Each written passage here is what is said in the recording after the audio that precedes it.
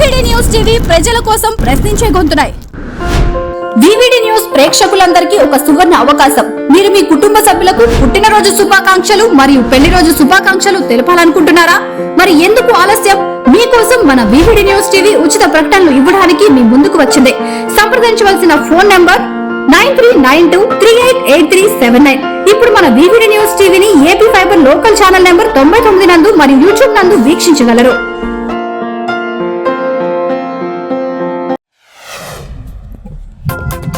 నంద్యాలలో బండి ఆత్మకూరు మండలం లింగాపురం గ్రామంలో స్వల్ప ఉద్రిక్తత.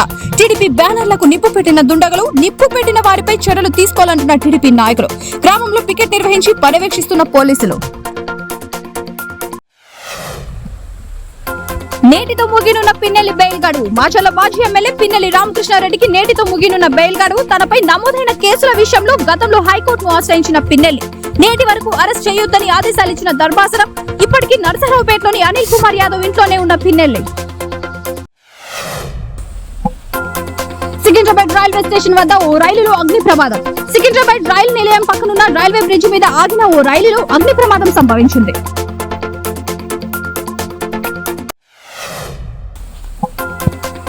విజయవాడ కేసినేని శివనాథ్ చిన్ని గారి స్క్రోలింగ్ పాయింట్స్.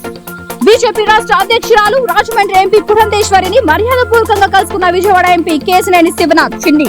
బీజేపీ రాష్ట్ర కార్యాలయంలో కలిసిన కేసినేని శివనాథ్.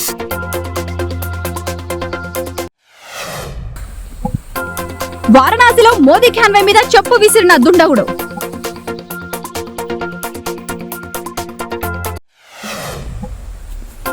ఇకపై ముద్రగడ పద్మనాభరెడ్డి. పవన్ కళ్యాణ్ గెలిస్తే తన పేరు ముద్రగడ పద్మనాభరెడ్డిగా మార్చుకుంటారని శపథం పన్నిన ముద్రగడ పవన్ కళ్యాణ్ గెలుపుతో పేరు మార్చమని కోరుతూ అభ్యర్థించిన ముద్రగడ పేరు మార్పిడికి అనుమతి ఇస్తూ గెజిట్ విడుదల చేసిన రాష్ట్ర ప్రభుత్వం.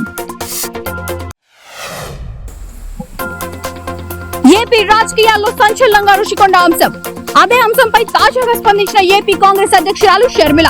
రిషికొండ ప్యాలెస్ కోసం ప్రజాధనం ఖర్చు పెట్టి ఉంటే క్షమించరాని నేరమని వ్యాఖ్య. ఈ అంశంపై సిట్టింగ్ జడ్జితో విచారణ జరిపించాలని డిమాండ్.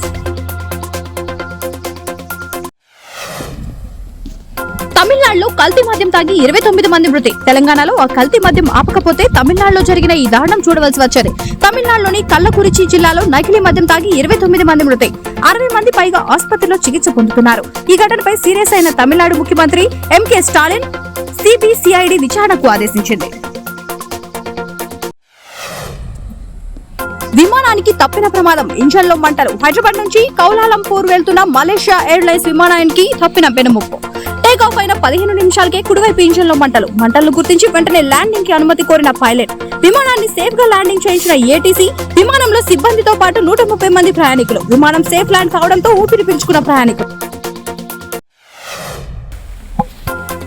అమరావతి ప్రజావేదికను పరిశీలిస్తున్న సీఎం చంద్రబాబు నాయుడు. ఇక్కడి నుంచి ప్రారంభమైన సీఎం రాజధాని పర్యటన.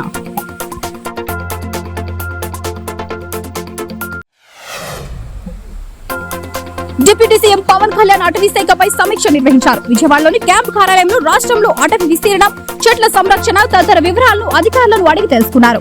అంతకుముందు ఉపాధి హామీ పథకాన్ని ఉద్యానవన పనులకు అనుసంధానించి నిధులు మంజూరు చేయడంపై తొలి సంతకం. గిరిజన గ్రామాల్లో నూతన పంచాయతీ భవనాల నిర్మాణానికి నిధుల విడుదలపై రెండో సంతకం చేశారు పవన్.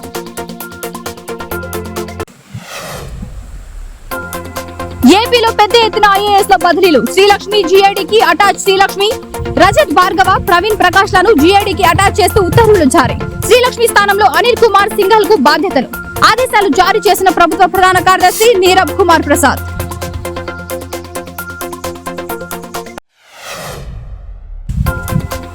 తెలంగాణలో కరెంటు గోసలు. కరెంటు కోతలతో కోడి పిల్లలు చనిపోతున్నాయని రైతుల ఆగ్రహం. పౌల్ట్రీ ఫామ్లకు నిత్యం కరెంటు కోతలు వేధిస్తున్నారని కరెంట్ లైన్ మెన్ కి ఫోన్ చేసి గొడవ చేసిన హన్మకొండ జిల్లా ధర్మసాగర్ మండలం రైతు ఏసబోయిన కుమారస్వామి. తెలంగాణలో కరెంటు కోతలతో కోడి పిల్లలు చనిపోతున్నాయని రైతుల ఆగ్రహం. పౌల్ట్రీ ఫామ్లకు నిత్యం కరెంటు కోతలు వేధిస్తున్నారని కరెంట్ లైన్ మెన్ కి ఫోన్ చేసి గొడవ చేసిన హన్మకొండ జిల్లా ధర్మసాగర్ మండలం రైతు ఏసబోయిన కుమారస్వామి. అభిమానులకు పవన్ ఇచ్చే రెస్పెక్ట్ కు హ్యాట్స్ ఆఫ్. ఓ అభిమాని గిఫ్ట్ ఇచ్చిన ఎక్సో పెన్నుతో డిప్యూటీ సీఎం పదవి స్వీకరణ సమయంలో సంతకం చేసిన పవన్ కళ్యాణ్.